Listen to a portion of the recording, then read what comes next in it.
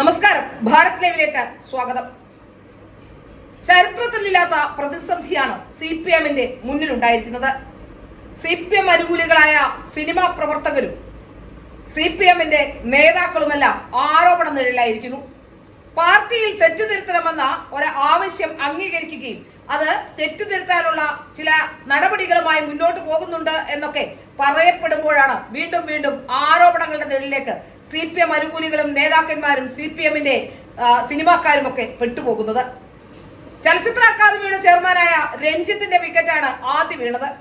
ഒരു തരത്തിലും രഞ്ജിത്തിനെ പുറത്തു കളയില്ല എന്ന് ശഠിച്ചിരുന്ന മന്ത്രി സജി ചെറിയാന് വലിയ തിരിച്ചടിയാണ് അതുണ്ടാക്കിയത്. പൊതുജനങ്ങൾ വ്യാപകമായി പ്രതിഷേധവുമായി വന്നതോടെ, ഒരു പരാതിക്കാരി കൃത്യമായി വന്നതോടെ രഞ്ജിത്തിന്റെ മുന്നിൽ മറ്റു മാർഗങ്ങളൊന്നും ഉണ്ടായിരുന്നില്ല. അവസാനം രാജിവെച്ചൊഴിയുക എന്നതിലേക്ക് രഞ്ജിത്ത് എത്തി. പിന്നാലെ നിരവധി പേർ സിനിമാ മേഖലയുമായി ബന്ധപ്പെട്ട് ഇത്തരത്തിലുള്ള ഗുരുതരമായ ആരോപണങ്ങൾ. സിനിമാ മേഖലയിലേക്ക് ആരോപണം എത്തുമ്പോൾ ഏറ്റവും കൂടുതൽ പ്രതിസന്ധിയിലായി പോകുന്നത് CPM തന്നെയാണ്. കാരണം കാലാകാലങ്ങളിൽ ബുദ്ധിജീവി എന്നും സിനിമാക്കാരെന്നും ഒക്കെ ഓമന പേരിട്ടുകൊണ്ട് നടന്നിരുന്ന ഈ പെണ്ണുപിടിയന്മാരെല്ലാം CPM-ന്റെ അനുയായികളോ അണികളോ ആയിരുന്നു എന്നുള്ളതാണ് സത്യം. വളരെ കുറച്ചു പേർ മാത്രമാണ് വലതുപക്ഷ രാഷ്ട്രീയത്തോട് ചേർന്ന് നിൽക്കുന്നത്. അവർക്ക് പിടിച്ചു നിൽക്കാൻ ഈ ഇൻഡസ്ട്രിയിൽ ഏറെ ബുദ്ധിമുട്ടേണ്ടി വരും. പത്രപ്രവർത്തനം ഉൾപ്പെടെയുള്ള മേഖലകളിൽ CPM-ന്റെ കടന്നാധിപത്യം നമുക്ക് കാണാം. അതുകൊണ്ട് തന്നെ ഇത്തരത്തിലുള്ള മേഖലകളിൽ എവിടെ ആരോപണം ഉണ്ടായാലും അതിലെല്ലാം CPM-കാരുണ്ടാകുമെന്നത് ഏറ്റവും പ്രധാനപ്പെട്ട കാര്യമാണ്. CPM-കാരല്ലാത്തവർക്ക് സിനിമയിൽ നിലനിൽക്കാനേ കഴിയുമായിരുന്നില്ല. എന്നാൽ അതുമായി ബന്ധപ്പെട്ട് ഉയരുന്ന ആരോപണങ്ങൾ സ്ത്രീ വിഷയം മുതൽ കള്ളും കഞ്ചാവും വരെ എത്തി നിൽക്കുന്നു എന്നുള്ളതാണ് ഏറ്റവും പ്രധാനപ്പെട്ട കാര്യം. അതിനുമേറെ സങ്കടം ജനിപ്പിക്കുന്നത് സ്ത്രീകളോടുള്ള CPM-ന്റെ സമീപനമാണ്.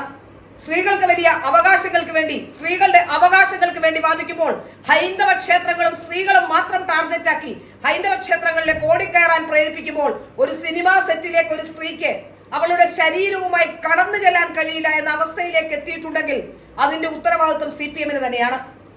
CPM-ലെ P ശശിയും PK ശശിയും ഉൾപ്പെടുന്ന മറ്റൊരു ലോബി, അവരെയൊക്കെ സംരക്ഷിച്ചുകൊണ്ട് അവരുടെയൊക്കെ പീഡനത്തിന്റെ തന്നെ തീവ്രത അളന്നുകൊണ്ടാണ് പാർട്ടി ഇത്രയും കാലം മുന്നോട്ട് പോയത്.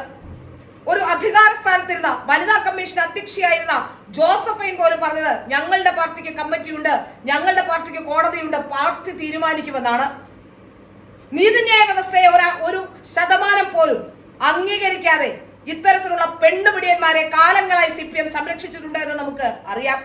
മാത്രമല്ല, പെണ്ണുപിടിക്കുന്നവരെ വലിയ സ്ഥാനങ്ങളിലേക്ക് അവരോധിക്കുകയും ചെയ്തു.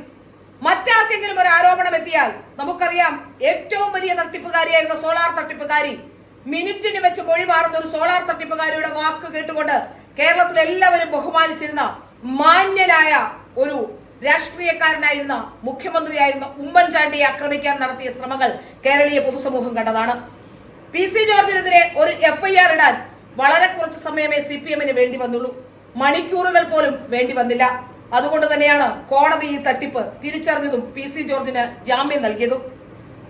മുകേഷ് എന്ന് പറയുന്ന ഒരു പെണ്ണുപിടിയനെ കുറിച്ച് MLA എന്ന് പറയാൻ പോലും അറപ്പ് തോന്നുന്ന തരത്തിൽ കേരളത്തിലെ സ്ത്രീകൾക്ക്, നടിമാർക്ക്, നടിമാരുടെ അമ്മമാർക്ക് വീട്ടിൽ കയറാൻ അല്ലെങ്കിൽ വീട്ടിൽ കിടക്കാൻ പറ്റാത്ത സാഹചര്യം ഉണ്ടാക്കുന്ന, വീട്ടിലേക്ക് അതിക്രമിച്ച് കയറി സ്ത്രീയെ ചൂഷണം ചെയ്യാൻ ശ്രമിച്ചു എന്ന ആരോപണം നിലനിൽക്കുമ്പോൾ ഇനി മുകേഷിനെ സംരക്ഷിച്ചുകൊണ്ട് CPM-ന് എങ്ങനെ മുന്നോട്ട് പോകാൻ കഴിയും? ആരോപണ വിധേയനായത് മറ്റൊരാൾ കൂടിയുണ്ട്. പരസ്യമായി പരാതി ഒന്നില്ലെങ്കിലും ഗണേഷ് കുമാർ എന്ന് പറയുന്ന ഒരാൾ. ഗണേഷ് കുമാർ CPM-ന്റെ മന്ത്രിയാണ്. P ശശിയും PK ശശിയും ഒക്കെ അരങ്ങവാഴുന്ന കേരളത്തിൽ ഗണേഷുമാരും മുകേഷുമാരും ഒക്കെ രക്ഷപ്പെടുമെന്ന കാര്യത്തിൽ യാതൊരു സംശയവുമില്ല. ഈ അന്വേഷണ കമ്മീഷൻ തന്നെ ഒരു പ്രഹസനമാണെന്ന കാര്യത്തിലും യാതൊരു സംശയവുമില്ല. അന്വേഷണ കമ്മീഷന്റെ തലപ്പത്തിരിക്കുന്ന ആൾ തന്നെ സ്ത്രീ വിഷയത്തിൽ ആരോപണ വിധേയനായ ഉദ്യോഗസ്ഥനാണ്. CPM-ന് ആരോപണ വിധേയരായവരെയും ഇത്തരം സ്ത്രീ വിഷയങ്ങൾ ഉൾപ്പെട്ടവരെയും ഒക്കെ ഒഴിവാക്കി നിർത്തിക്കൊണ്ടുപോയാൽ കേരളത്തിൽ CPM തകർന്നടിയുമെന്ന് അവർക്കറിയാം. കാരണം ഇത്തരത്തിലുള്ള പെണ്ണുപിടിയന്മാരാണ് CPM-ന്റെ വോട്ട് ബാങ്ക് എന്ന് പറയാൻ പോലും തോന്നിപ്പോകുന്ന തരത്തിലേക്ക് കാര്യങ്ങൾ അതിക്രമിച്ചിരിക്കുന്നു. ഇനി എവിടെ നിന്നാണ് കേരളത്തിലെ സ്ത്രീകൾക്ക് നീതി ലഭിക്കുക?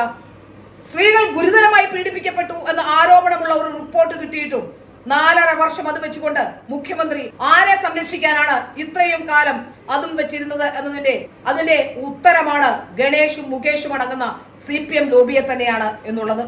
ഏതായാലും പുറത്തു വരുന്ന വിവരങ്ങൾ CPM-ന് ആശ്വാസ്യമല്ല. ഇന്നല്ലെങ്കിൽ നാളെ സ്ത്രീകളുടെ ചോദ്യങ്ങൾക്ക് മറുപടി പറയേണ്ടി വരും.